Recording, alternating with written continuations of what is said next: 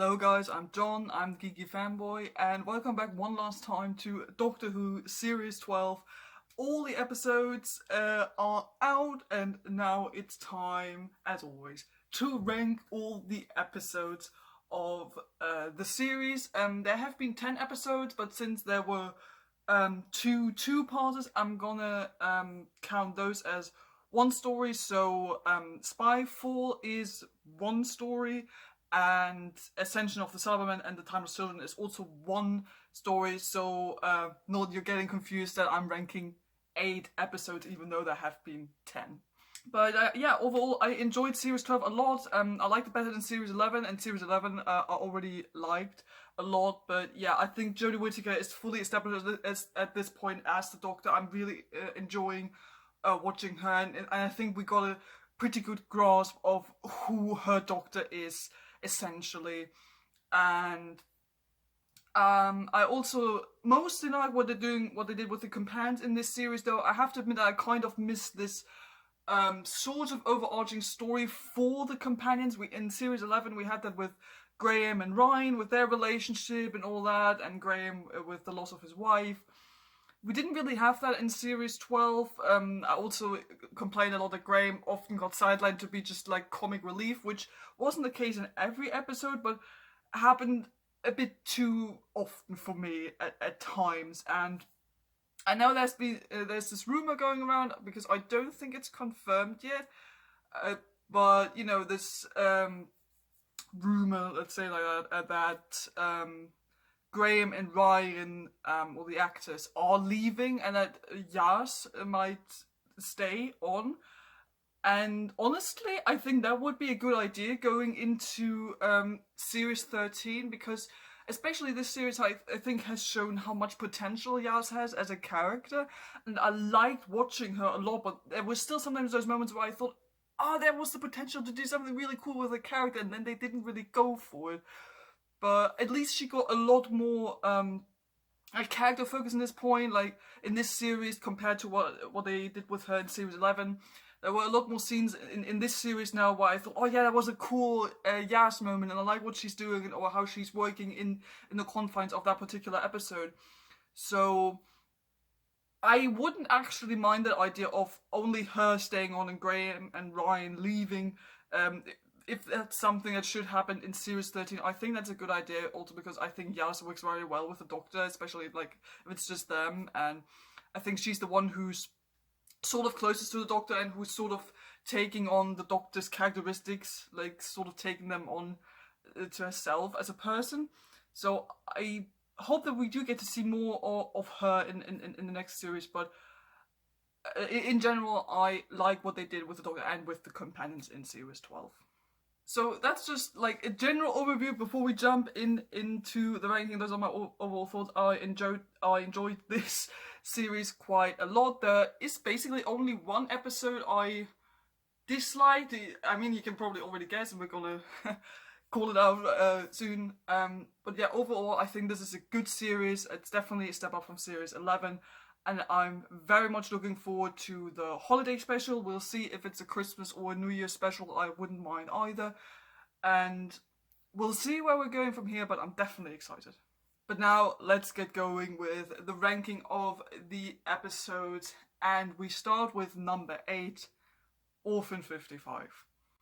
I think this is not that big of a surprise to anyone who's watched the entire series. It's just disappointing, and just done so clumsily, and like it isn't like a straight up bad episode, but it's like average to under average, if we're being honest. Like there is a lot to like in Orphan 55. I think like I like I like the idea of this being Earth in a future we don't really know about, and everything has gone to bits, everything's gone real bad, and the monsters that we're seeing are mutated humans. I think that's a brilliant idea, and I do love the design of like the mutated humans, and I especially liked how they filmed them, especially in the first part of the episode, how they like filmed them and framed them choreography wise, because it was very much reminiscent of Alien, at least to me, I thought. And they do manage to sort of get this thrill going and you're kind of scared but also excited to see what's going to happen with them. The thing is, they don't really... The overall story is just not that interesting. And you just have them there at this resort, something happens, they go out of the resort, get attacked, get back to the resort, and just... I don't know, it's just not very exciting. I also mentioned in my review of that episode that I didn't really like or had a particular interest in that sort of kind of romance story Ryan has going on there, because I think it was totally unnecessary, and since we only have that one woman there for 45 minutes, it doesn't really work for me. I hate romances that are only like in one episode and then just gone. Like, we didn't need that. And mostly all of the secondary characters we get in this episode are either annoying or just plain up boring and uninteresting. Especially like the old lady who's looking for her husband. She got so annoying. As the episode went on, I'm just like, lady, I know we're looking for a husband, but shut up. Yeah, overall, there was just not too much to go on. Like, it has a good basis, and I do like the idea that they're playing with, and I do appreciate the message they put in there, you know, about climate change is bad and we need to take care of our planet and all that. That is a great message, and I don't mind it being there. But the problem is that in Orphan 55, it gets just shoved into your face. It's the Doctor literally turning to the camera and saying, climate change is bad and you have to do something right now. It's just, that takes you out of the entertainment while you watch the episode. Like I said, I don't mind the message being there, and it's a very good message. I just don't like it if, like, the story basically has to stop and the Doctor has to tell me this is the bad thing we're talking about in this episode. It just doesn't work. It's just not fun, and especially since they have another episode in the series that deals with similar issues and they did it much better. It's just, Orphan 55 is, yeah, that's just sort of the downer of the series. Moving on to number 7, Praxeus. So Praxeus is that other episode that deals with a similar issue, you know, an environmental message. It's about climate change, how we treat the planet, and plastic use and all that. And they did it in a much better way in this episode. The issue is worked into the storyline of the episode. It makes sense how it's explored, how it's being addressed by the characters. Therefore, I like this a lot more than Orphan 55. And in general, I think this is a solid episode. I like the idea of, like, the companions and the Doctor, like, traveling around the continent, each of them, like, sort of doing their thing, and then they sort of kind of come together in an interesting way. I like the little story with the astronaut, the gay couple. I thought it was kind of cute, and I like that none of them die towards the end. We do actually sort of have a happy ending and no one has to sacrifice themselves. I think that's a good idea. I like the design of like this Praxeus virus that's going on when people die. That was like proper terrifying, but also like proper cool, I thought. And I just put it at number 7 simply because all the other episodes in the series are just more entertaining, I thought. Which is me saying Praxeus is not a bad episode. I think it's a good classic sci-fi, average good Doctor Who episode you can watch, and obviously deals in a much more efficient way with the topic of climate change and how we treat our planet. And I think it's a solid episode. It's just not something that's like unique or sticks out if you compare it to the other episodes in Series 12, so that's why it's number 7. Moving on to number 6, The Fugitive of the Jadoon. And I can already hear so many people probably complain that I placed this episode so low on the list. And that was actually one of the episodes I had to rewatch because I just wasn't sure where I wanted to place Fugitive of the Jadoon. Because when I initially watched this, I was like, I'm very suspicious of what they're doing in this episode, because I was like, they're sort of meddling with history of the Doctor and all that. I'm not sure if I like it. But since we now know what's actually going on with the Timeless Children, I was like, okay, maybe rewatch it and find out if I'm enjoying it more now. And I definitely enjoyed it more upon rewatching it, now that I know what this whole Timeless Child stuff is about. The thing is, again, same reasoning with similar reasoning as with Praxis, I simply enjoyed some other episodes in the series more. Which is not to say that this is a bad episode. This is a very interesting episode, I think, especially if you rewatch it knowing what happens in the series finale. And I like that we see the Jadoon. I think they're used very well in this episode, and we get to sort of see how they actually operate as a species and how they work. The thing is, there are just a couple of things where I just feel like they are too detached from the episode, or that they don't really need to be there, or they should have worked out differently. The biggest thing for me, and I already mentioned this in my review of that episode, is the whole Captain Jack Harkness thing. And I like seeing that man. I love Captain Jack Harkness just as much as any other Whovian. It's just, why is he in this episode? He's literally only there for, I'm gonna say it, fan service, let's be honest. And just so he can be like, beware the lone Cybermen. That's all he does. And his part takes up at least 10 minutes of the entire episode. Just him scooping up companions he doesn't even really want to scoop up.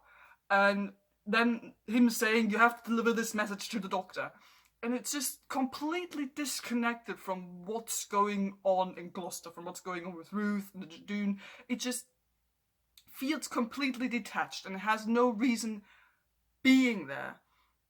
It's just like, I don't see why they had to bring Captain Jack Harkness in for that one episode, doing a cameo, delivering information. That's just an info dump, but a mini form. Like the episode has to go out of its way to shove this little side story in there to deliver this information via a character that everyone loves. So you better will pay attention.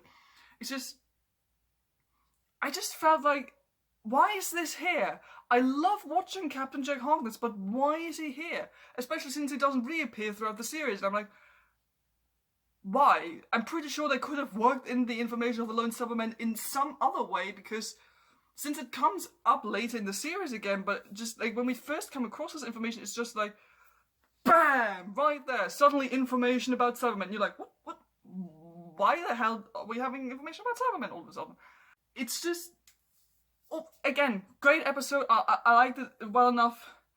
I'm still not quite sure how I feel about Ruth, and there's just so much going on with this whole Time Lord history that we can't even really talk about at this point. Also, at the end of the episode, I realized I still had a couple of questions. Like, I mean, sure, I know that we can't, like, answer all the questions about who is Ruth actually, like, in regards to the Doctor's past lives, or, like, where she fits in, and why her TARDIS is also a phone box if she's from, like, the Doctor's past, I'm assuming. Why the Chameleon Cycle would still be stuck there, we don't know that. And also that lady, Commander Gat, if I'm remembering this correctly, like the other Time Lord lady, who hired the Jadoon. And I realized we never get answers to this. We only find out this lady is a Time Lord, and she had some business with the Ruth Doctor at some point. And she didn't like how it went down. And I'm like, okay, so apparently she is a Time Lord from the past because she doesn't know about Gallifrey being destroyed. Okay, but, like, what else? Why would the Time Lords at that point, is it because, maybe I'm also misremembering this, I don't know if she actually shows up in the Timeless Children, I'm not sure. Does she have anything to do with, like, the Ruth Doctor, about this whole business with the Timeless Children, Timeless Child? Does she have anything to do with that, about deleting the Doctor's mind? Sorta, kinda, maybe, I don't know. It doesn't get explained why the Time Lords would suddenly hire the Jadoon to find this Doctor, and what this Doctor did, what the Ruth Doctor did in order to upset everyone, that it would set the Jadoon on her. And I'm also not sure if like, are we going to see... I know we see the Ruth Doctor again in like, a Timeless Child, which I think was good, because I hope that we would at least see her once again. I'm also still kind of figuring out, okay, is she gonna come back at one point?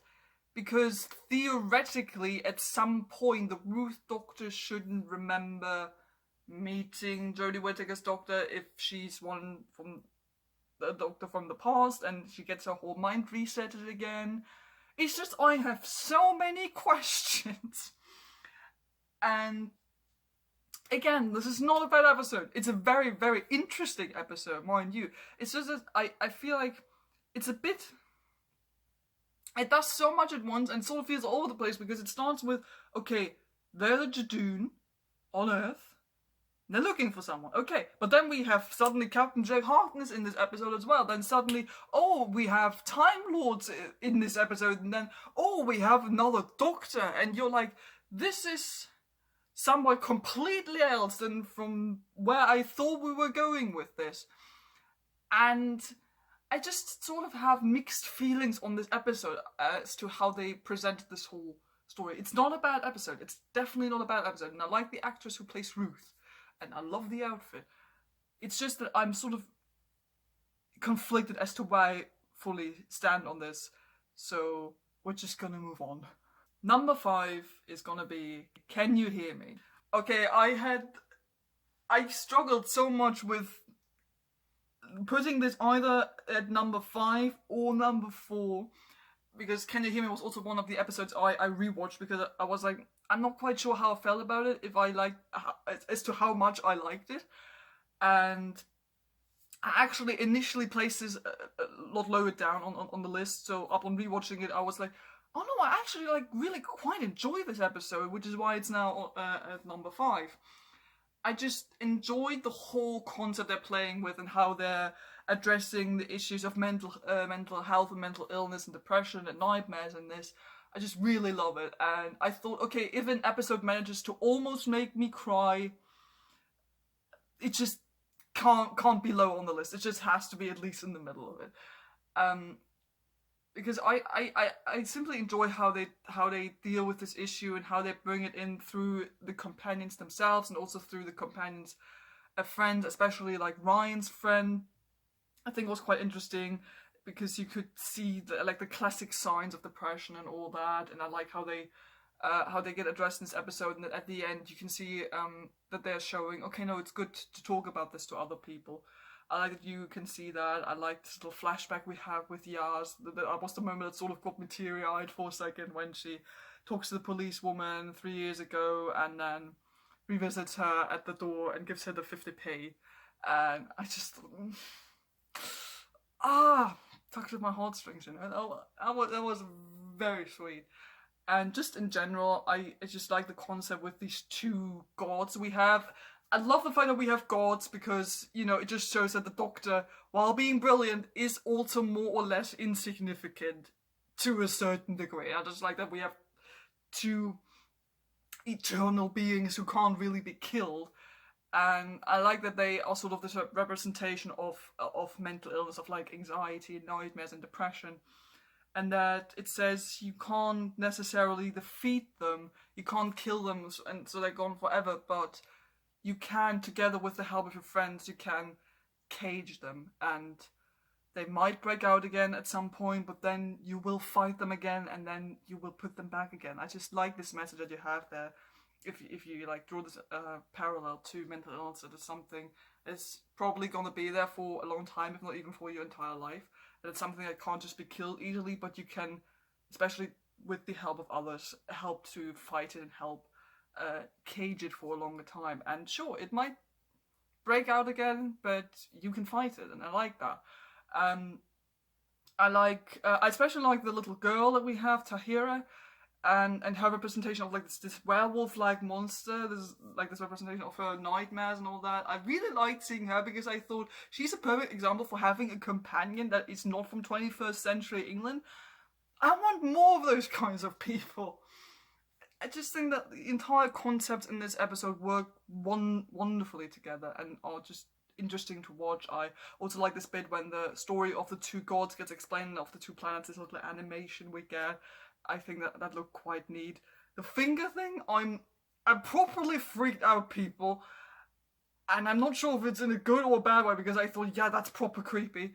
But it's also really weird and just disgusting, if I'm being honest. But, you know, I guess it works. I also like the design of the two people we get, especially like her design with the white dress and the white hair. Looks really cool. I like how the companions work in this episode, and how the Doctor like figures it out and also sort of gets to travel out on her own and connects with Tahira. I like that a lot, and then it all comes together. I think this definitely we're getting like above average, definitely at this point at the latest, and it might not be as good as Vincent and the Doctor when it comes to Doctor Who and mental illness depiction, but I think this is a very good episode with some wonderful ideas and wonderful conversations and dialogue, and I enjoyed this episode a lot.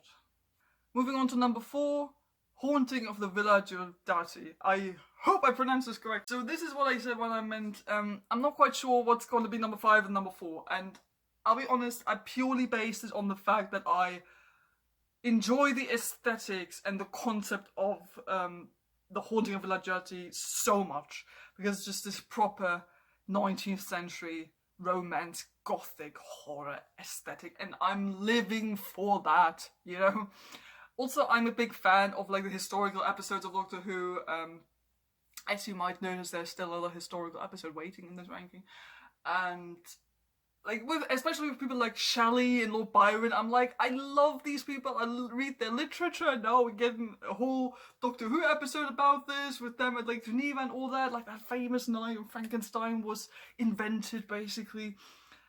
And I just love the whole premise and concept in this episode, like especially with like the haunted house that starts to change. I just think that's a simple but great concept. And I also like that at the end of the episode we sort of see how this whole haunting works, because we get those proper freakouts throughout the episode, like with the vase flying against the wall and all that. And then towards the end of the episode we see all actual Persecution Shelley, and we see how this sort of works. And I like when you have something like a bit of a mystery, and towards the end you see how it actually kind of worked, but that you still sort of have a bit of a mystery at the end, because Graham was like, I saw ghosts for real, I guess. I'm just a big fan of the whole vibe this episode has, and I like the Doctor's interactions with the people, with Lord Byron and Shelley especially. I sort of like how Lord Byron is sort of like really has a bit of a crush on the Doctor, and the Doctor is just like, mate, get your head in the game, we're not here for this. I really like that, and it's also the introduction of the lone Cybermen, who I think in this first appearance is like proper scary, honestly. Especially since like you can still sort of see his face, and I like you can draw the parallel there to Mary Shelley. She saw this and was like, "Oh, this is my inspiration for Frankenstein." I like that. I also really enjoy this conversation towards the end, this discussion where they're finding Persecution Shelley in the cellar. And Ryan is like, well, we have to kill him. It's like one man against the rest of humanity. And the Doctor delivers this great, emotional, almost slightly raging speech. Where she says, yeah, no, can you make this decision? This ain't gonna happen, mate. Because I'm making this decision right now as to what's gonna happen. I really like this episode because there again you could see this sort of underlying darkness in Jodie Whittaker's Doctor, which I think was played up a lot in this series. And just, I simply enjoy this episode so much because of its whole concept. I'm simply a big fan of when Doctor Who does historical episodes, and Doctor Who in general does, I think, like scary for family entertainment quite well. And this, I think, was sort of the scary episode of this series, which I preferred a lot more than Arachnids of the UK. And this is like one of those episodes where I'm like, yeah, it might not play with the most complex, interesting Doctor Who concepts that have ever been put on film, but I simply enjoy it for what it does, for its aesthetics, for the idea and the premise it plays with, and that's all I need. And this is one of those episodes I could just rewatch over and over again because I simply enjoy having it on screen. Moving on to number 2, Nikola Tesla's Night of Terror. This is, I love this episode so much. Again, historical episode, and I was almost close to placing it at number 2, but I thought, yeah, no, let's put it at number 3. But it was definitely one of my top 3 episodes in this series because, again, I like historical episodes, and this is just so much fun to watch. I absolutely adore the Nikola Tesla character in this series. Honestly, though, after I finished that episode, I was like, the guy who played Nikola Tesla is fucking fantastic. And I started looking up this, what's his name, Goran Vishnich? I have no idea how to pronounce this man's name, but I absolutely adore him. He's a great actor, and I'm so glad they cast him as Nikola Tesla because he's just so much fun to watch in this episode. I simply love the way Nikola Tesla and the Doctor work together in this episode because you can see those are two brilliant minds, inventors, technicians coming together and finding common ground in the love for technology and inventing things.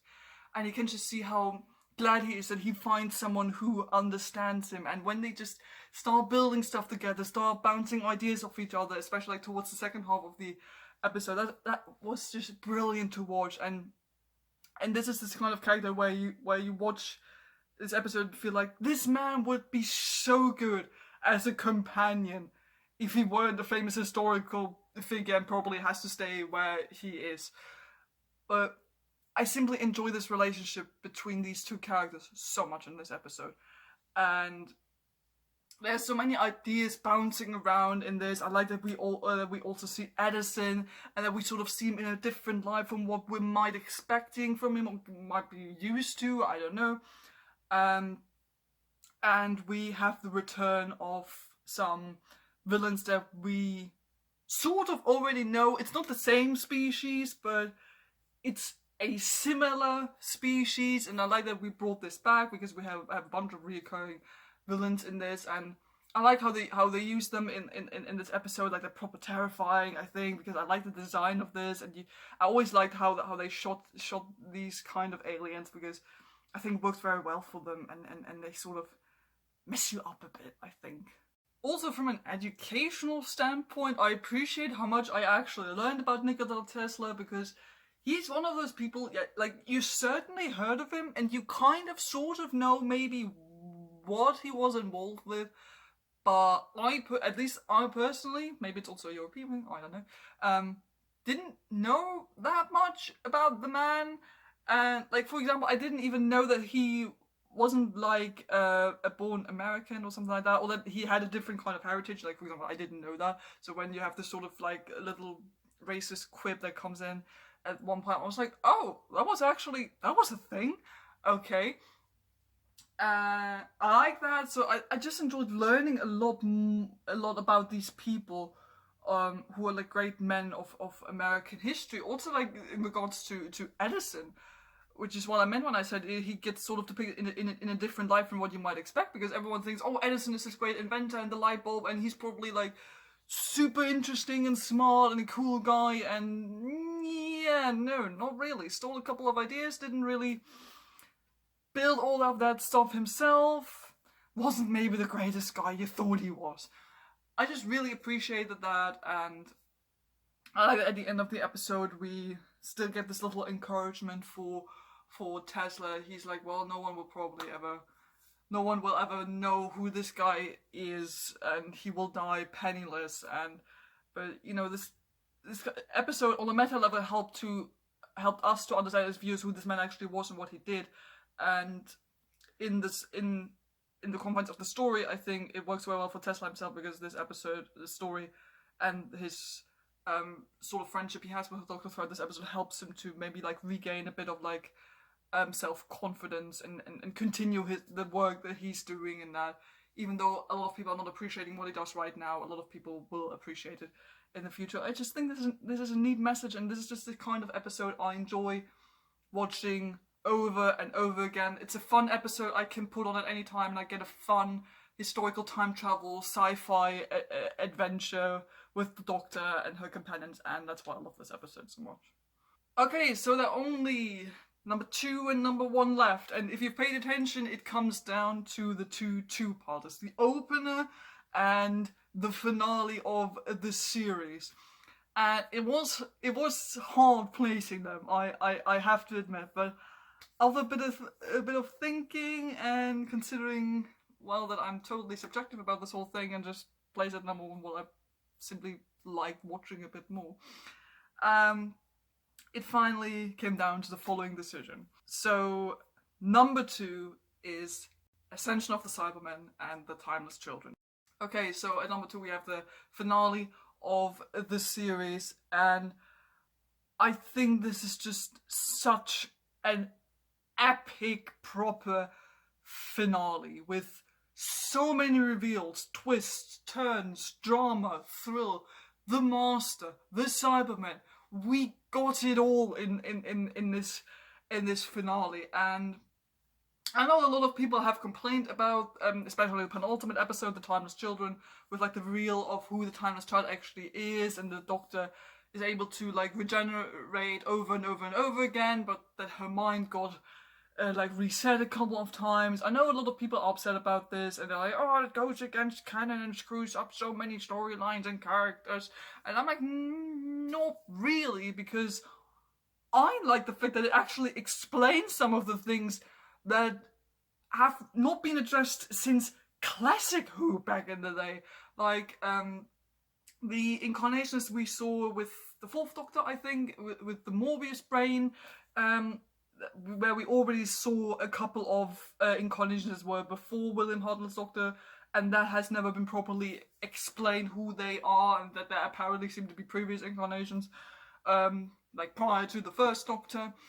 And since there's also been this idea, especially since Ruth Doctor came about, that okay, maybe there's like a parallel universe with like a parallel Doctor. I know that the Valiant, I think, is also some sort of form of the Doctor, like, but only like all the worst parts of the Doctor combined into one thing. And you know, there have been a bunch of theories to this, but so I'm enjoying the fact and appreciating the fact that this episode actually explains this, and it doesn't go against canon. At least I don't think it does. And I can, while I had difficulty with accepting this idea of another like previous Doctor when I initially watched Fugitive of the Jadoon, now receiving this sort of explanation of what's going on, I think helped me a lot more to accept this idea of there being previous incarnations that we don't know about. Also because the series gave itself a good reason for never ever having to end. Like, period. And I just think that's smart. From a production point of view, that's smart. I enjoy this two-parter because it has so much drama and it's so intense, especially on an emotional level for the Doctor. And I simply adore the conversations and the scenes we have with the Doctor and the Master in the penultimate episode. I already love this Master so much anyway. I'm going to talk about him some more because we all know what number one's going to be. And I love his dialogue with the Doctor in this, and that he's the one who tells her what is actually going on. And you can sort of see how their relationship works and how upset he is about not only their friendship but also the history they've shared with one another and with the other Gallifreyans on the planet. And that he, of course, still sort of tries to be like, yeah, that's a thing, but I'm still gonna work together with the Cybermen and destroy the entire universe or whatever. And the idea of Gallifreyans and Cybermen fused together is freaking terrifying. When we see the Cybermen with, admittedly, a design I'm still not quite sure about, the Cybermen with like the Gallifreyan writing design on their faces, and you know the things the Gallifreyans always wear, the Time Lords. I honestly thought, oh shoot, this is not good. This is really not good. The Cybermen in general, I think, work quite well in this, and we see this especially in the first part of this two-part, the Ascension of the Cybermen, where we see this lone Cyberman, how he works out, and I think he's a great concept, and he's a interesting invention, I think. And I also what's quite interesting as well in the first part of this two-parter, where we see these flashbacks of this Irish policeman or whatever he was, and where we all see how his life goes down, and at the end he gets reset. And me initially thinking and that has something to do with the lone Cyberman, but then it turned out in the second part of the episode, no, that's actually the Doctor, and I'm like, what? No. So, good twist there, you worked it in there, because I very readily assumed this had probably something to do with the Cybermen, but no, it didn't. And I thought it was quite interesting, because I think this worked generally quite well throughout the series, where they sort of sneaked in those little bits of foreshadowing with like the Doctor's past lives, where they're sort of hinting at, oh, there's something that might have been going on. We're gonna explain what that is, because I noticed that upon rewatching some of the episodes that there are quite a few hints as to what will be explained in The Timeless Children. I think like the first part of this two-parter is like proper dramatic, suspenseful Doctor Who storytelling, like with the Cybermen, and you don't quite know who's gonna survive, who's gonna die, what's happening to everyone. Oh no, the companions got split up, which is always sort of a bad thing in this kind of situation. You're like, oh no, what's gonna happen? And then it leaves you on a proper cliffhanger with like the Master coming out and being like, nice entrance and your thing, and then you're like, what the hell is going on? And then you have like this super emotional, dramatic finale with the penultimate episode and the Doctor and the Master being there.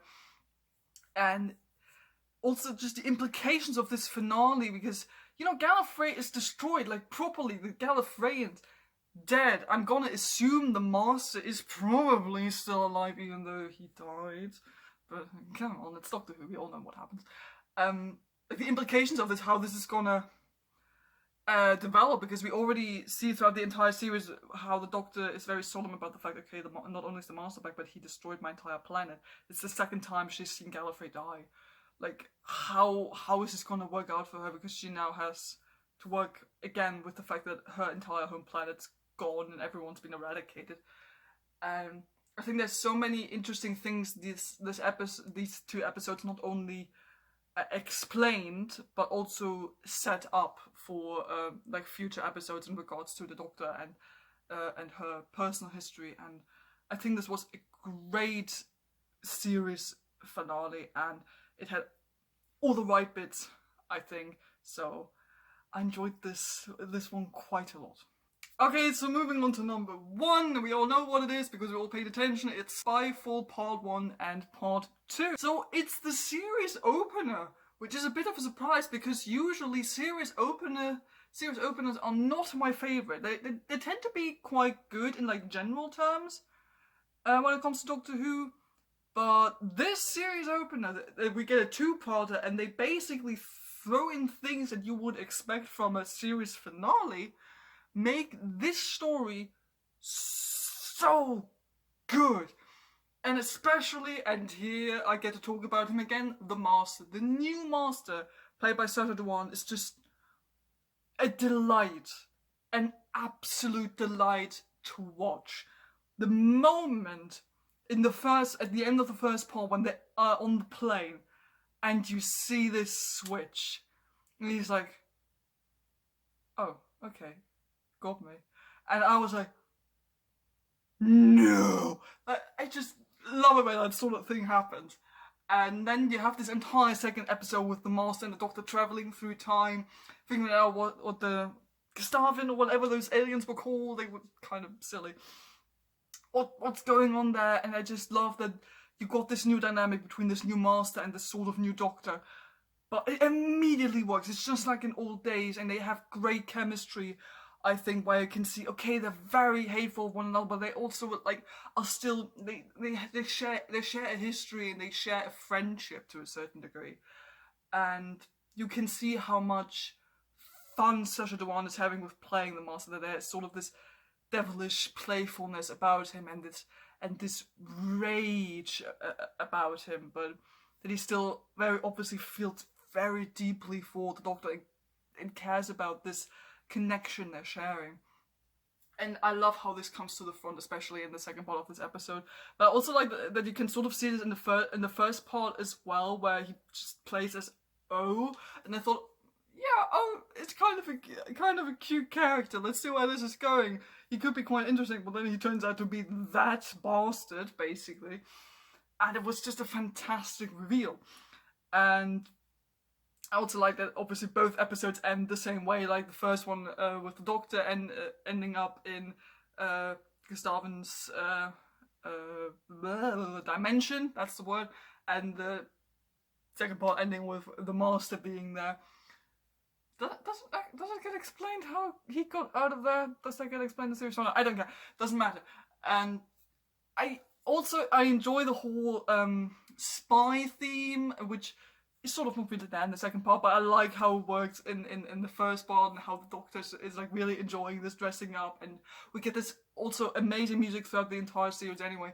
We get this great like sort of spy theme that is very reminiscent of James Bond, obviously, when they like dress up in the bow tie and the Doctor is like, Doctor, the Doctor. And I'm like, yes, you go, girl. That was quite fun. That was a lot of fun to watch.